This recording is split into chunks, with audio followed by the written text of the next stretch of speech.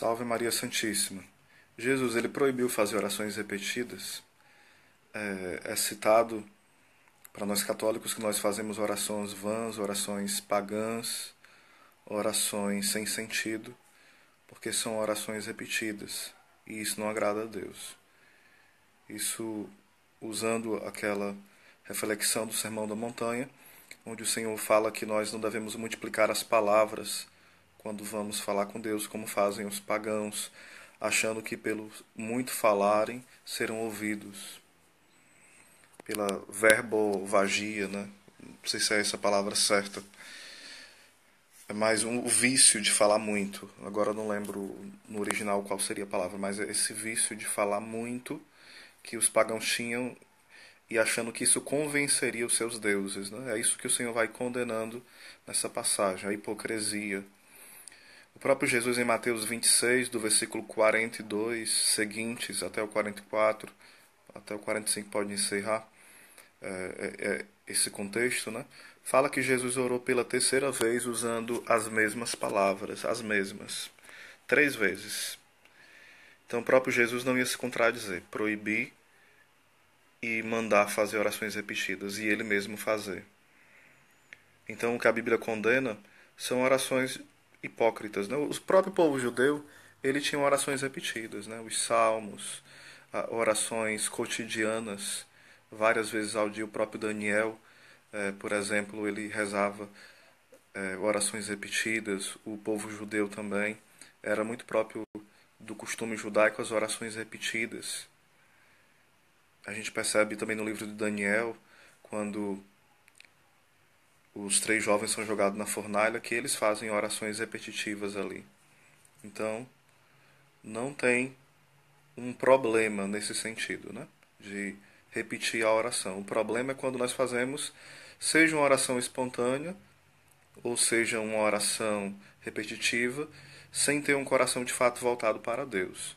No caso, nas outras línguas, nos outros idiomas, a questão do orar e o rezar, ele é o mesmo sentido. No caso do português mesmo, o rezar é mais ligado ao recitar uma oração que já foi feita, como o Credo, Ave Maria, o Pai Nosso, ou outra oração que já foi feita por outros, né? E a oração ela é mais referida a algo mais espontâneo, uma oração mais espontânea onde você mesmo vai falando com Deus. Mas tanto orar como rezar, nas línguas no geral, são sinônimos, né? Até em outros idiomas isso é bem aceito, né? Então, o grande problema, uma vez eu fui parado, né, por uma pessoa e eu estava rezando o texto no caminho. E rezando em silêncio, porque eu só seguro o texto e ia rezando. E a pessoa me chamou, ela não me conhecia, essa pessoa, e falou assim: você está rezando, você está sendo um grande hipócrita fazendo isso na rua. Porque Cristo fala que nós devemos entrar no nosso quarto. E eu questionei esse irmão o que na Bíblia quer dizer esse quarto, né? Esse quarto quer dizer o local da intimidade. Eu posso estar no ônibus, estar dentro do quarto, na sala do trono. Eu posso estar no caminho, na estrada, estar no quarto. O quarto físico não era a obrigação aí, né? Porque se assim fosse eu não poderia rezar na sala nem em outro local da minha casa, mas somente em um quarto fechado. O Senhor pede aí a discrição, pede a humildade e ele pede também um local de intimidade, onde de fato eu me recolho para me encontrar com Deus. Mas esse recolhimento, ele pode ser também externo e deve ser, como Santa Teresa de Ávila fala, de uma oração parada, onde eu paro para falar com meu amado. Mas o próprio apóstolo Paulo fala que nós devemos orar sem cessar. Essa oração incessante não é só estar falando várias orações sem parar, não é isso.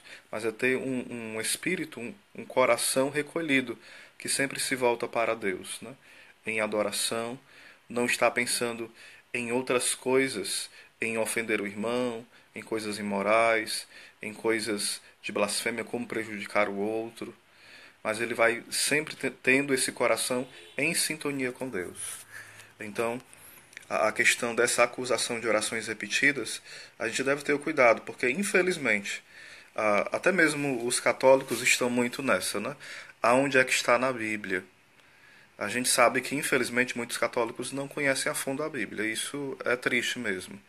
Porém, nós sabemos que desde os primórdios da Igreja existiu o princípio da tradição oral, a tradição escrita, que são as Escrituras, e o magistério.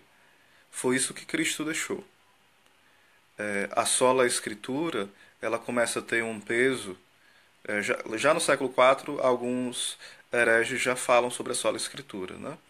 Mas Santo Irineu, também já no século II para o século III, já rebate vários hereges. Ele escreve até um livro chamado Contra Adversos Heires, ou seja, contra os hereges, né?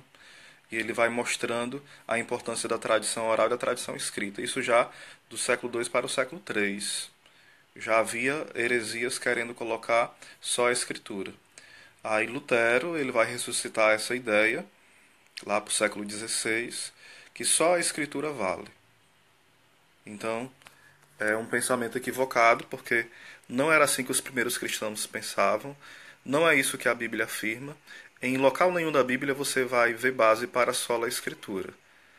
Você vai ver uma base para mostrar que a Escritura, como fala em Timóteo, ela é inspirada. Ela é para corrigir, para exortar, né? Que é a mesma coisa, no caso, para edificar, para consolar. Vai mostrar a legitimidade da inspiração da Bíblia, que ela é toda inspirada por Deus. Aí não tem uma base para dizer que é só ela. Isso pode soar estranho porque, infelizmente, até no Brasil existe muito algo chamado biblicismo. O biblicismo não é uma questão do amor à Bíblia, não. É uma centralidade, mas excluindo a tradição oral, excluindo também o magistério. Então, quando você aceita uma pergunta de alguém e você quer responder de imediato, você está dando razão a esta pessoa. Porque às vezes muitas perguntas são mal formuladas. Por exemplo, Osés, por que você adora imagens? Se eu aceito uma pergunta dessa, eu estou reconhecendo que eu adoro imagens. Eu nunca adorei imagens, nunca estou adorando e nunca adorarei imagens. Então, se eu aceito, como já me perguntaram isso, eu falei, irmão, a pergunta está errada. A pergunta é, Oséias, vocês católicos, vocês têm imagem e como vocês se comportam diante delas? É certo usá-las ou não? O que você me diz? É bem diferente. Até porque eu sempre pergunto para quem me questiona sobre aonde está na Bíblia, né? Mas se você tem essa base que tudo tem que estar na Bíblia, qual é a premissa? Qual é o texto bíblico claro? Claro, não é sua interpretação. Porque se for sua interpretação, já não é a Bíblia. Onde é o texto da Bíblia que diz que tudo tem que estar na Bíblia. A própria Bíblia não tem a lista dos livros sagrados. Isso foram vários concílios que foram, né, aprovando, vendo, analisando, discutindo, orando, investigando bem, para poder ter a lista dos livros que nós temos hoje que são canônicos. Então, devemos ter esse cuidado, porque muitas vezes nós entramos nessa casca de banana. Tudo tem que estar na Bíblia. E a gente deve também ter um cuidado, porque, por exemplo, no vídeo passado, né, no caso eu não queria dar minhas razões na Bíblia porque eu sou católico, não. Eu queria falar mesmo, um pequeno testemunho, era normal. Não é uma pregação que eu estou dando, é apenas uma partilha, né? E eu tenho um canal no YouTube que tem, biblicamente também, tem o que os santos dizem, tem o que o magistério diz. Eu tenho várias pregações no YouTube, tem mais de 300, eu acho que ao todo deve ter umas 500 pregações minhas no YouTube. YouTube Osés Oliveira. Um abraço para Márcia Santos, Deus abençoe. E tem outro que é Apóstolo dos Últimos Dias, tem várias pregações também. Algumas são gravações que eu gravo lendo mesmo, de algum livro raro, e outras são pregações que eu dou em locais e está lá gravada.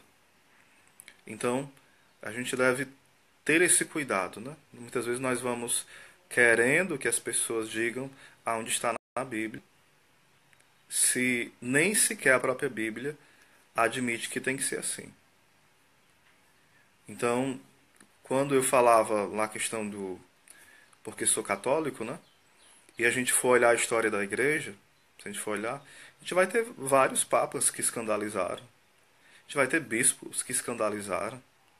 A gente vai ter pecados terríveis dos filhos da igreja. Isso não desabona a doutrina da igreja, é bem diferente. A igreja é santa e imaculada. Os seus filhos são pecadores, às vezes traidores, que traem sua fé. É uma diferença muito grande. Acho que o problema é que às vezes a gente não consegue diferenciar isso teologicamente. O que é a igreja pura, santa, imaculada, sem ruga, e o pecado dos filhos da igreja. Por exemplo, eu sou católico, eu sou igreja. Aí a gente pode usar a lógica. Olha a nossa lógica. Isso falta um pouquinho de filosofia e de teologia também, né? Se eu sou igreja, logo eu sou santo e pecador. Logo, a igreja é santa e pecadora. Essa lógica não está certa. A gente acha que a lógica do reino de Deus é uma lógica matemática. Não é assim a lógica. Toda vez que eu peco, eu não peco enquanto igreja. Eu estou negando o ser igreja. Eu estou ofendendo a Santa Igreja quando eu peco. Eu não estou sendo igreja pecando. Eu estou negando aquilo que Deus me dá como graça através do corpo místico de Cristo. Fala São Paulo em 1 Coríntios 12, né? Sobre o mistério do corpo de Cristo. Mas em Lucas 10,16 fala: quem vos ouve, a mim ouve. Quem vos rejeita, a mim rejeita. Então, claro que eu sei, que eu estudo história já há algum tempo, né? História da igreja ou outros também, conteúdos de história, já faz anos. Eu sei que teve papas que, por exemplo, como Alexandre, se não me engano, Alexandre VI, que teve 12 filhos fora de santo matrimônio. Se não me engano, foi Alexandre VI. Teve outros papas que fizeram aberrações, loucuras, orgias nos locais sagrados. Aí eu vou dizer, Osés, e mesmo assim você continua católico? Sim. Porque a minha fé não vai depender do pecado do Papa ou da santidade dele. Que bom que ele seja santo, que ele seja um homem de Deus. Mas se não é, isso não me faz menos católico ou mais católico. A gente precisa ter essa clareza. A questão é doutrina, a verdade. Quando Cristo veio, ele deixou uma igreja. E aqui não é programar um ódio contra as outras religiões, não. É a gente guardar aquilo que Cristo pediu. Eu não estou dizendo que um protestante vai para o inferno. Não estou dizendo aqui que outra denominação vai para o inferno. A questão não é essa. A questão é, Cristo deixou a Santa Igreja. Deixou no sentido não de abandonar ela. Fundou, fundamentou, solidificou. E era a vontade dele. Não era a vontade dele que fosse inúmeras religiões, todo mundo confuso, cada um não sabe para onde vai. Será que Deus queria isso? Isso é fruto da nossa fraqueza humana. Essas divisões, esses rancores. Isso não quer dizer que eu tenho uma indiferença aos protestantes. Já falei em outro vídeo. Eu tenho primos, meu pai é protestante, eu tenho tias, tios. Respeito, amo e converso, me dou super bem. Mas defendo com toda a força, com toda a convicção, aquilo que a igreja ensina. Não porque eu repito como um papagaio, mas porque, estudando a Bíblia, estudando os Santos Padres, eu não encontro em outro lugar algo mais seguro. De forma alguma. E são mais de 10 anos que eu tenho estudado isso. A questão da fé da igreja. Eu acho que uns 15 ou mais. E não encontro nada que desabone, que me desanime. Quanto mais, por exemplo, tem a história de um pastor que fez vários volumes sobre os papas, né, sobre a história dos papas. Depois que ele escreveu esses volumes para difamar a igreja, ele se tornou católico. Porque ele falou, só pode ser de Deus essa igreja. Com tanto absurdo desse, permanecer de pé, só pode ser Cristo que a sustenta. Então que Deus abençoe, eu acabei fugindo um pouquinho do assunto, mas que você possa também refletir sobre isso. Darmos razão da nossa fé.